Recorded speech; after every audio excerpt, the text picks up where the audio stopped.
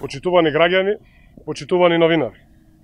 Според јавно објавените информации, синот на Ѓорѓе Иванов купил 2 стана од над 200 метри квадратни на атрактивна локација на Водно. Типично за сите нечесни политичари. Молк по објавените информации. Со кој пари синот на Иванов ги купил овие 2 стана, ако не е вработен? Ако становите му ги купиле неговите родители, тогаш зошто не се пријавени во нивните анкетни листови? И уште поважно, за кој пари ги купиле становите?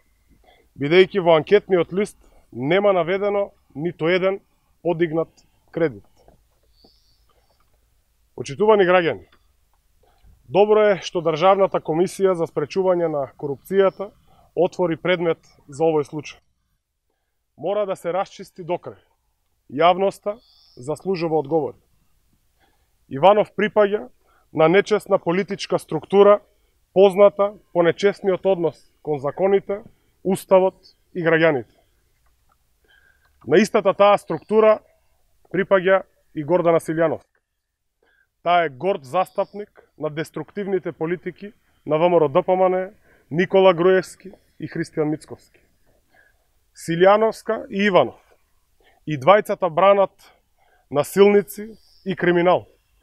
И двајцата работат против интересите на граѓаните и државата. Затоа на предстојните избори граѓаните ќе изберат чесен и правичен претседател. Ќе го изберат Стево Пендаровски.